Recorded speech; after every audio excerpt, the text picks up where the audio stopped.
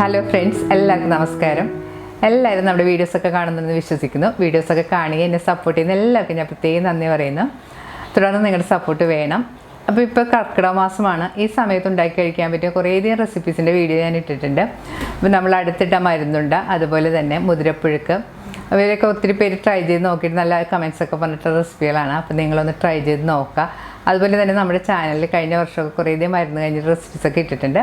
അതുകൊണ്ട് കണ്ടൊന്ന് ട്രൈ ചെയ്ത് നോക്കണം. അപ്പോൾ ഇന്ന് ഞാൻ നിങ്ങളായിട്ട് ഷെയർ ചെയ്യുന്നത് ഒരു ടൊമാറ്റോ സൂപ്പിൻ്റെ റെസിപ്പിയാണ്. ടൊമാറ്റോ സൂപ്പ് നമ്മൾ നേരത്തെ ഇട്ടിട്ടുള്ളതാണ്. ഇത് അതിൽ നിന്ന് വ്യത്യസ്തമായിട്ട് ടൊമാറ്റോ എഗ്ഗും കൂടി മിക്സ് ചെയ്തിട്ടാണ് ഉണ്ടാക്കുന്നത്. വളരെ ടേസ്റ്റി ആയിട്ട് വളരെ ഈസി ആയിട്ട് ചെയ്തെടുക്കാൻ പറ്റുന്ന റെസിപ്പിയാണ്. കർക്കിടക മാസം ഈ സമയത്തൊക്കെ ഇതുപോലെ സൂപ്പ് ഉണ്ടാക്കി കഴിക്കുന്നത് വളരെ നല്ലതാണ്. അപ്പോൾ നിങ്ങൾ എന്തായാലും ഒന്ന് ട്രൈ ചെയ്ത് നോക്കണം. ട്രൈ ചെയ്ത് നോക്കിയിട്ട് എന്തായാലും അഭിപ്രായം കമൻറ്റ് ബോക്സിൽ ഇടണം, ഫ്രണ്ട്സുമായിട്ടൊക്കെ ഷെയർ ചെയ്യുക. അപ്പോൾ നമുക്ക് ഈ ടൊമാറ്റോ സൂപ്പ് ഉണ്ടാക്കാൻ തുടങ്ങാം.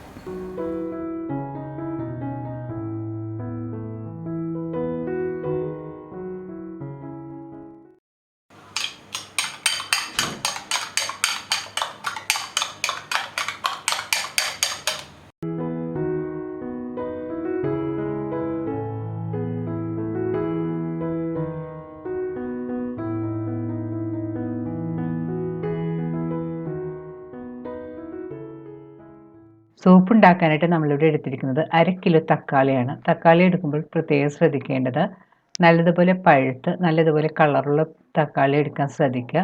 അപ്പോൾ സൂപ്പിന് നല്ലൊരു കളറ് കിട്ടും. ഇനി നമുക്ക് സൂപ്പിനായിട്ട് വേണ്ടത് ഈ സൈസിലുള്ള ഒരു ക്യാരറ്റാണ്. ക്യാരറ്റിൻ്റെ തൊലിയെല്ലാം കളഞ്ഞ് നന്നായിട്ട് കഴുകി വെച്ചതാണിത്.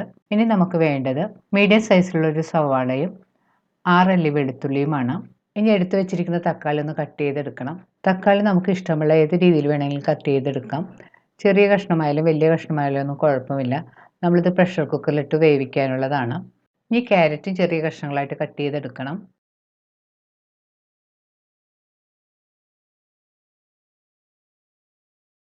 ഇപ്പോൾ ക്യാരറ്റും തക്കാളിയെല്ലാം ഇതുപോലെ കഷ്ണങ്ങളായിട്ട് മുറിച്ചെടുത്തിട്ടുണ്ട്.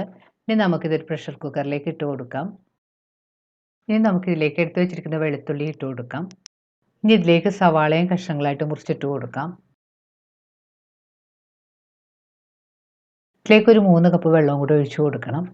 ഇനി ഇതിലേക്ക് ആവശ്യത്തിനുള്ള ഉപ്പുപൊടിയും കൂടി ചേർത്ത് കൊടുക്കാം. അതിനുശേഷം കുക്കർ മൂടി ഇതൊന്ന് നന്നായിട്ട് വേവിച്ചെടുക്കണം. കുക്കർ സ്റ്റവിൽ വെച്ചതിന് ശേഷം ഒരു 4-5 വിസിൽ വരുന്നവരെ ഇതൊന്ന് കുക്ക് ചെയ്തെടുക്കണം.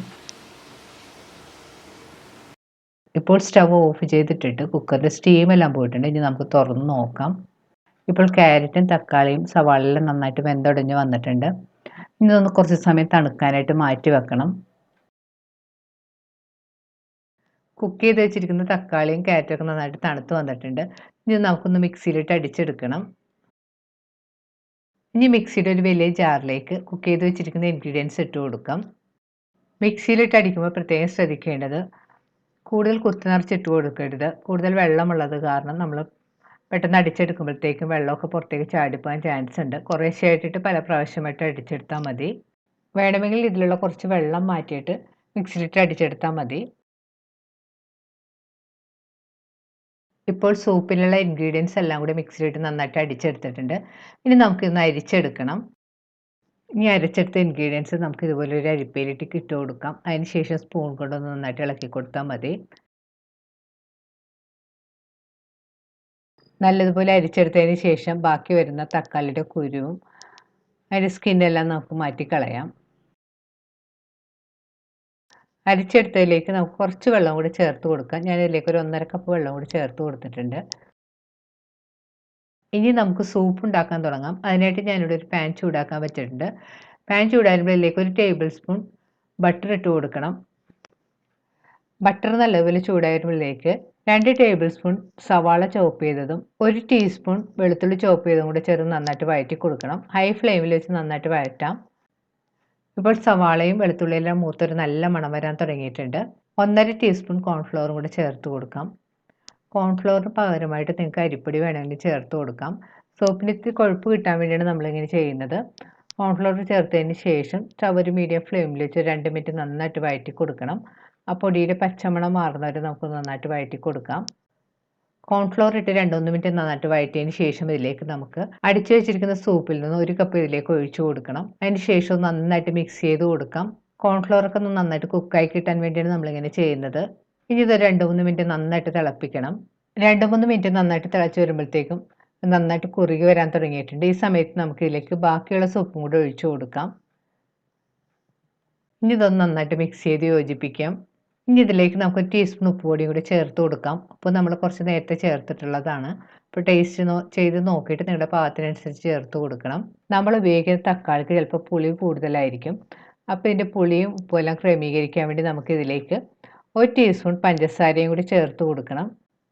പഞ്ചസാര ചേർത്ത് നന്നായിട്ട് മിക്സ് ചെയ്ത് യോജിപ്പിക്കാം. പഞ്ചസാര നിങ്ങളുടെ പാകത്തിനനുസരിച്ച് ചേർത്ത് കൊടുക്കാം. പുളി കൂടുതലാണെങ്കിൽ കുറച്ച് കൂടുതൽ പഞ്ചസാര ചേർക്കാം. കുറവാണെങ്കിൽ അതനുസരിച്ച് കുറച്ച് ചേർത്താൽ മതി. അല്ല നിങ്ങൾ താല്പര്യം അനുസരിച്ച് ചെയ്യാം. ഇപ്പോൾ സൂപ്പ് നന്നായിട്ട് തിളക്കാൻ തുടങ്ങിയിട്ടുണ്ട്. ഒരു 2-3 മിനിറ്റ് നന്നായിട്ട് തിളച്ചതിന് ശേഷം ഇതിലേക്ക് നമുക്ക് ഒരു മുട്ട നന്നായിട്ട് അടിച്ചതിന് ശേഷം ഇതിൻ്റെ മുകളിലേക്ക് ഒഴിച്ചു കൊടുക്കണം.